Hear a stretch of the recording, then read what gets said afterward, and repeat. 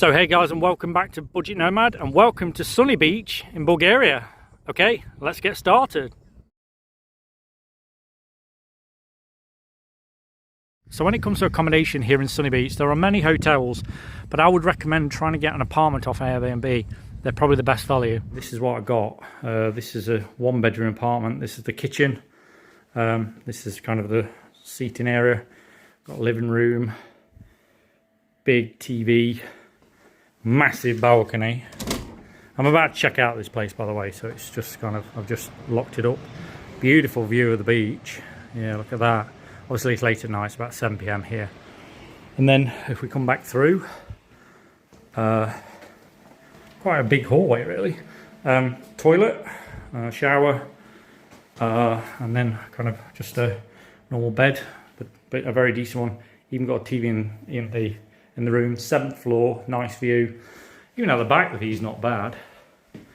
Not bad really. Costs 500 euros a month, probably another 100 euros for the bills with the electric and the internet. So reasonable overall, pretty good. If you did come here in the fringe season, maybe at the start of the season, you're wondering where to stop. This place opened first, I noticed, Palace Hotel. The pool's already open the 1st of May, and I've saw quite a few people stopping here. I don't know if it's any good, but that's one of the first places that opened. Obviously, I've just talked about accommodation, but I must start to talk about like the seasons here. I think that's the next thing. In the out season, this is one of the quietest, deadest places I've ever seen. All McDonald's, KFC, everything shuts. I'll show you now one of the funniest things I've ever seen. This bar says it never closes. Have a look. Quite ironic, you know, shut down. And that's the whole point. I'm here in May. It's the start of the season. Things are starting to kick off. You can see there are some tourists here already. Majority of the bars are still closed. The casinos only just opened last week. Half the hotels are still closed. They've just erected the Ferris wheel in the foreground. That seems to be running now. But between the end of October and the start of May, it's dead. I mean, the quietest place I've ever been.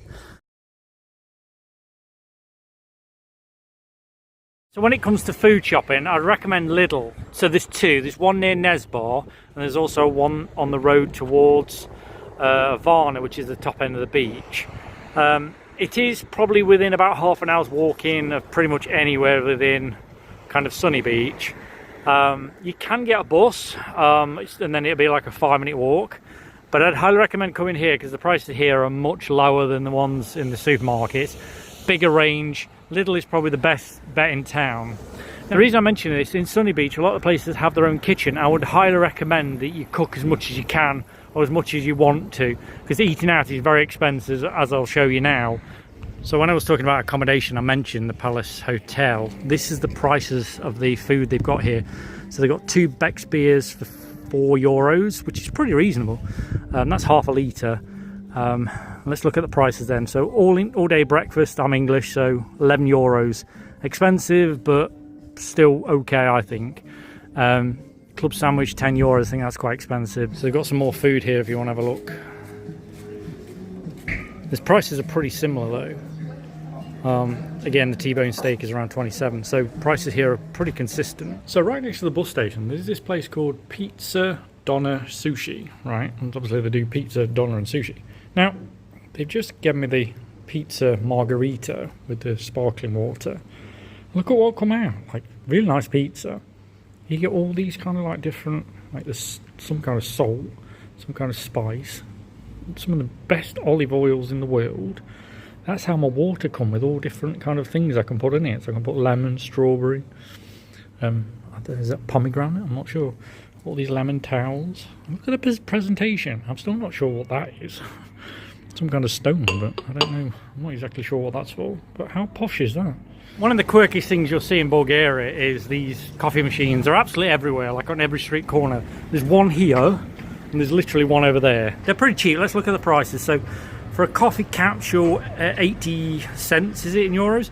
And you know, for a long coffee in a smaller cup, 50 cents. So they're pretty reasonable. If you want a recommendation for a bar or somewhere to eat, I'd recommend this place, the Drunken Sailor. I went here for the English breakfast. Really delicious, very English, very, you know, very good. It was very good value, I thought, and pretty, you know, pretty tasty. They don't have any brown sauce though. That's the only downside, but they do have karaoke.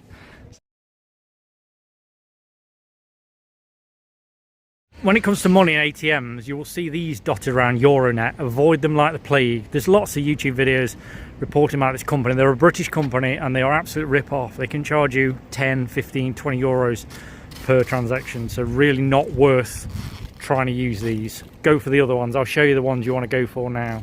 So this is the ATM you want. This is Postbank. You don't get charged that much, a couple of euros. Much better. Do not use the Euronet ones. They're everywhere by the beach.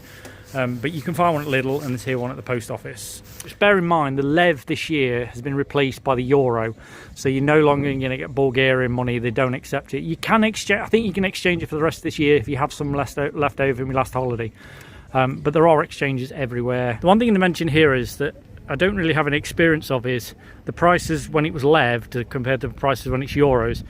The prices have certainly gone up from last summer. So if you've been here before in Bulgaria or here in Sunny Beach, the prices certainly are going to go up, I think, around 20% from what you experienced last time.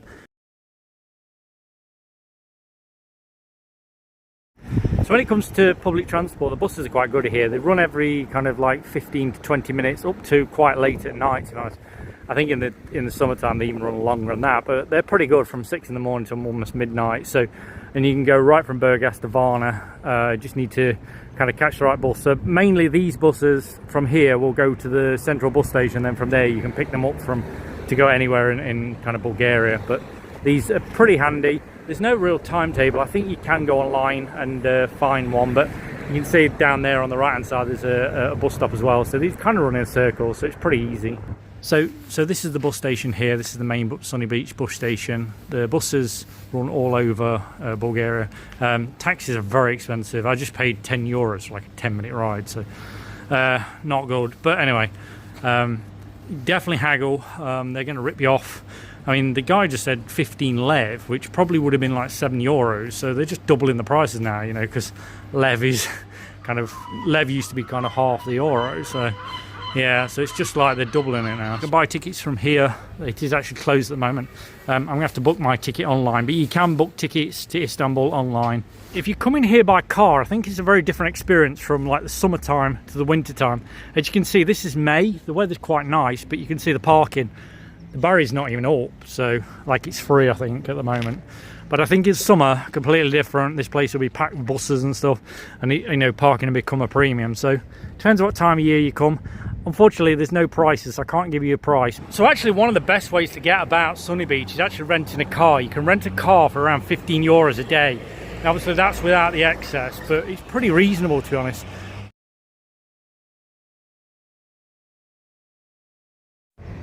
When it comes to healthcare here in Bulgaria, there's pharmacies everywhere. As you can see, again, this is out season, so it's actually closed. But there is quite a few that's open in the city centre all year round. They actually have doctors in the pharmacies, because I actually managed to get antibiotics from a pharmacy. Now, whether he was supposed to do that, I'm not sure. But I think he was a qualified doctor, so quite useful. But technically, you are supposed to go to a doctor to get a prescription. When it comes to the internet, most apartments will have decent Wi-Fi. My Wi-Fi comes down at 120 megabytes a second, so in terms of speed, it's pretty good. My other apartment I rented had half a gigabyte, so it just depends on the person, whatever they're paying for. In terms of mobile SIM, I would go for A1. You can buy eSIM or physical SIMs, 50 gig, 100 gig.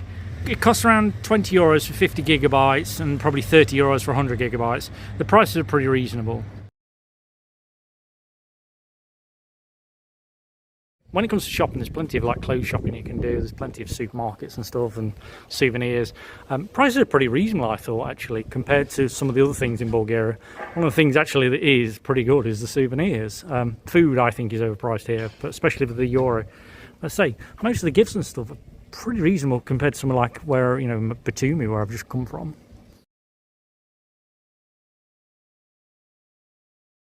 So when it comes to things to see and do here in Sunny Beach, there's absolutely a plethora of stuff. You can go on these dune buggies, they've got go-karts, you can go to traditional villages, day trips. You go to a day trip to Varna, they will teach you, you know, if you want to. There's Nesbar, you can go to the old town. There's some more local sites here you can see. You can go on a yacht cruise, quad in. There's some obviously ancient ruins. You can dive in, and let's say the old town as well. So there's quite a lot to see and do. So when it comes to nightlife and stuff, Sunny Beach is fantastic. It really does start kicking off in kind of May. There was karaoke playing here last night, really quite loud to be honest, but they do happy hour, and you know, if you're into drinking, it's kind of, look, it's 24 hours, but it won't kick off until like the 1st of June. So if you really want the party scene, do not come here till the 1st of June and leave at the end of August, because that's the only time it's on. One of the actual great things I love about this place is the humidity seems to be very low, even in summer. Temperatures here are pretty low. They only get to about 28 to 30 degrees of what I've seen, and the humidity is not that high. So Sunny Beach, actually, if you're not into really hot weather, Sunny Beach is one of the best places I've seen left in the world where you can go to the beach in the summer and it not be over 30 degrees and you're sweltering. You know, if you go to anywhere in Turkey, anywhere pretty much in southern Europe, it's going to hit 40 degrees nowadays in the summer.